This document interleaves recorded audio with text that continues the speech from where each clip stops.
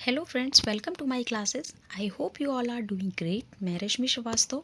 आज हम बात करेंगे मॉडर्न हिस्ट्री के एक और महत्वपूर्ण टॉपिक के ऊपर। ठीक है, सबसे पहले मॉडर्न हिस्ट्री क्यों पढ़ना इम्पॉर्टेंट है। आप किसी भी एग्ज़ाम को लेते हैं तो वहाँ पे आप तीन हिस्ट्री को आप तीन पार्ट में पढ़ते हैं ना, एंशियंट हिस्ट्री, मिडिवल हिस्ट्री और मॉडर्न हिस्ट्री। आप किसी भी एग्ज़ाम को उठा लीजिए, वहाँ पे आपका सबसे ज़्यादा जो क्वेश्चन पूछे जाते हैं वो मॉडर्न हिस्ट्री से पूछे जाते हैं।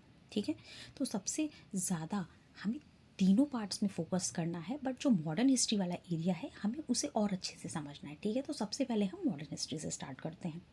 ठीक है, मैंने और भी वीडियोस बना रखे हैं मॉडर्न हिस्ट्री से रिलेटेड, बहुत सारे टॉपिक्स हैं। आप मेरे चैनल पर जाइएगा, आपको सारे टॉपिक्स वन बाय वन देखने को मिलेंगे। अगर आपने मेरा मॉडर्न हिस्ट्री का इंपॉर्टेंट टॉपिक्स वाला वीडियो नहीं देखा है तो उसे भी ज़रूर देखिएगा। वहाँ पे आपको मॉडर्न हिस्ट्री के सभी इंपॉर्टेंट टॉपिक्स मिलेंगे। और भी टॉपिक्स हैं, बट ये जो बेसिक मेन टॉपिक हैं, अगर आप इनको कवर कर लेते हैं तो आपका आधे से ज़्यादा मॉडर्न हिस्ट्री का एरिया कवर हो जाता है। और इसे हम एक बहुत ही आसान भाषा में भी समझेंगे और इजी ट्रिक के माध्यम से। और सबसे इम्पॉर्टेंट चीज़ मेरे वीडियो की, फ्रेंड्स, अगर आप मेरे वीडियोस देखेंगे तो उसमें आपको एक्स्ट्रा मैंने कोई भी ऐसी चीज़ नहीं बताई है। हमें सिर्फ उन पार्ट्स पर फोकस करना है जो हमारे एग्ज़ाम के पॉइंट ऑफ व्यू से इम्पॉर्टेंट है। ठीक है, एक्स्ट्रा चीज़ों पर फोकस करने से कोई मतलब नहीं। तो विदाउट वेस्टिंग टाइम स्टार्ट करते हैं हमारा आज का टॉपिक। और सबसे इम्पॉर्टेंट चीज़ जो मैं हर वीडियो में कहती हूँ कि अगर आप किसी भी टॉपिक को उठाएं तो उसे इस तरीके से पढ़ें कि वो आपके माइंड में फिक्स हो जाए। ठीक है, उसके लिए आपको शॉर्ट ट्रिक यूज़ करनी पड़े, कोई भी तरीका अपनाना पड़े जिससे आपको वो टॉपिक लर्न हो सकता है। आप उन सभी तरीकों को ट्राई कर सकते हैं।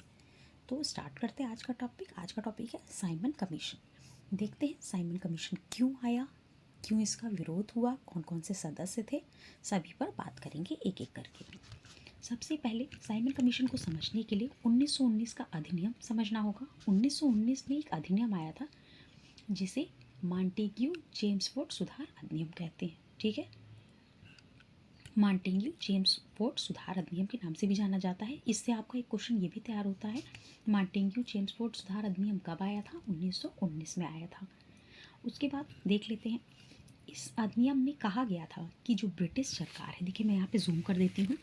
इस अधिनियम में कहा गया था कि जो आपकी ब्रिटिश सरकार है इसने ये घोषणा की थी कि 10 वर्ष के पश्चात पुनः इन सुधारों की समीक्षा की जाएगी। 19 का जो एक्ट था उसमें ये बात कही गई थी कि 10 वर्ष के पश्चात ये जो एक्ट है इनके सुधारों की समीक्षा की जाएगी। ठीक है, अब हुआ क्या कि ब्रिटेन में तत्कालीन चुनाव को देखते हुए 1927 में ही जो अधिनियम 1929 में आने वाला था, ठीक है, वो 1927 में ही आ गया, जिसे मतलब साइमन कमीशन कहा गया। तो 1927 में ही साइमन कमीशन की नियुक्ति की गई। अब ये आया क्यों था? तो जैसा कि आपको पता है कि ब्रिटिशर्स का मानना था कि जो भारत के लोग हैं वो संवैधानिक सुधारों हेतु एक सुनिश्चित योजना बनाने में सक्षम नहीं है, फलतः इसीलिए उन्होंने साइमन कमीशन की नियुक्ति की है। ठीक है, तो 1927 में साइमन कमीशन की नियुक्ति हुई। अब ये भारत आया। ठीक है, साइमन कमीशन। अब देखिए इसके इम्पोर्टेंट की पॉइंट्स को देखते हैं। सबसे पहले साइमन कमीशन को श्वेत कमीशन कहा जाता है। ठीक है, और उससे भी पहले आपका ये जानना जरूरी है कि साइमन कमीशन को पहले भारतीय विधिक आयोग कहा जाता था। ठीक है, यहाँ पे मैंने नोट करके दिया हुआ है, साइमन कमीशन को भारतीय विधिक आयोग कहा जाता था। लेकिन इसके जो अध्यक्ष थे कौन थे? Sir John Simon. इसके अध्यक्ष थे जॉन साइमन, जिसकी वजह से इसे साइमन कमीशन कहा गया। इसमें 7 सदस्य थे, 7 सदस्य था ये। ठीक है, और सातों सदस्य क्या थे? आपके श्वेत थे, यानी कि उसमें कोई भी भारतीय नहीं था। ठीक है, तो इसका इसी वजह से काफ़ी विरोध भी हुआ। इस कमीशन के सारे सदस्य अंग्रेज थे और इसी कारण इसका खूब विरोध हुआ। अब इसके विरोध हुए तो विरोध में क्या क्या किया गया? विरोध में जब साइमन कमीशन बम्बई पहुंचा, ठीक है, साइमन कमीशन जब बम्बई पहुंचा तो यहाँ पर साइमन कमीशन गो बैक के नारे भी लगाए गए थे। लखनऊ में भी पतंग पर नारे व गुब्बारे से साइमन कमीशन वापस लिखा हुआ भेजा गया। ठीक है, इस तरह से इसका काफ़ी विरोध हुआ और ठीक है, इस तरीके से इसका काफ़ी विरोध हो रहा था। और एक और इम्पॉर्टेंट बात, इसके समर्थन में कौन था, तो भीमराव अम्बेडकर भी इस कमीशन के पक्ष में थे। मतलब कि जैसे मुस्लिम लीग के एक गुट ने कमीशन का सहयोग करने का पक्ष लिया, ठीक है, उसी तरह भीमराव अम्बेडकर भी इस कमीशन के पक्ष में थे। तो ये कुछ इंपॉर्टेंट की पॉइंट्स हैं जो आपको माइंड में रखने हैं, ठीक। तो इस तरीके से साइमन कमीशन का विरोध होता रहा लगातार। फिर हम बात करते हैं आगे, आगे देखते हैं। जब इसका विरोध हो रहा था तो लाहौर में, ठीक है, लाहौर में क्या हुआ, लाहौर में जब इसका विरोध हो रहा था तो प्रदर्शनकारियों का नेतृत्व कर रहे थे लाला लाजपत राय, ठीक है। लाला लाजपत राय पर जब लाठियों के प्रहार होने लगे तो 17 नवंबर 1928 को उनकी मृत्यु हो गई, ठीक है। 17 नवंबर 1928 को उनकी मृत्यु हो गई। और ये सभी इम्पॉर्टेंट पॉइंट्स हैं जो आपके एग्ज़ाम में कंटिन्यू पूछे जा रहे हैं, ठीक है। और यहाँ पर सिर्फ वही फैक्ट्स इंक्लूड किए गए हैं जो आपके एग्ज़ाम में पूछे जाते हैं, अन्यथा यहाँ पर कुछ भी ऐसा एक्स्ट्रा यूज़ नहीं किया गया है, ठीक है। तो ये आपको डेट याद रखनी है, 17 नवंबर 1928 की लाला लाजपत राय की मृत्यु हुई। किसमें हुई, इसी साइमन कमीशन का जब का वो नेतृत्व कर रहे थे लाहौर से इसके विरोध में। तब जब उनकी मृत्यु हुई तो लाला लाजपत राय ने एक बात कही थी, ये भी आपको याद रखनी है, क्वेश्चन पूछा जाता है कि ये किसने कहा था। मेरे शरीर पर पड़ी एक एक लाठी ब्रिटिश साम्राज्य के ताबूत की कील से सिद्ध हुई, ठीक है, आपको ये याद रखना है।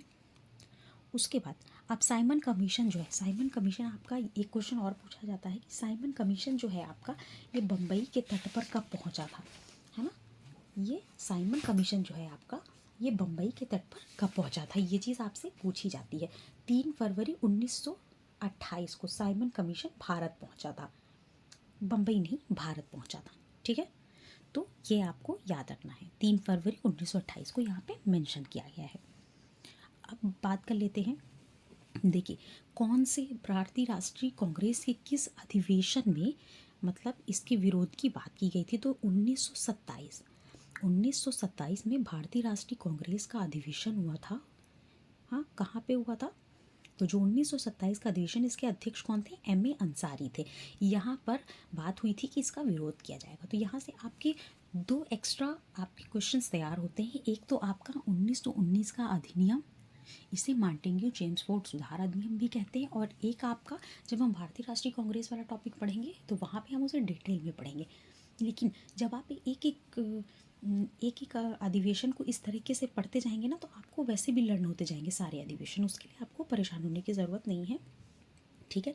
तो 1927 में भारतीय राष्ट्रीय कांग्रेस का अधिवेशन कहाँ पे हुआ था, ये आपके इसके अध्यक्ष कौन थे, M.A. अंसारी थे। और इसमें जो है विरोध किया गया था, है ना, साइमन कमीशन का। तो आई होप आपको ये टॉपिक अच्छा लगा होगा, समझ में आया होगा। और मैंने यहाँ पे वही सारे क्वेश्चंस इंक्लूड किए हैं जो आपके एग्ज़ाम में पूछे जाते हैं। तो आप इन सब को लर्न कर लेंगे तो ये आपके एग्ज़ाम के लिए बहुत मतलब आपके लिए इम्पॉर्टेंट भी है और बहुत आपको यूज़फुल रहेंगे। तो चलिए मिलते हैं नेक्स्ट वीडियो में, तब तक के लिए टेक केयर।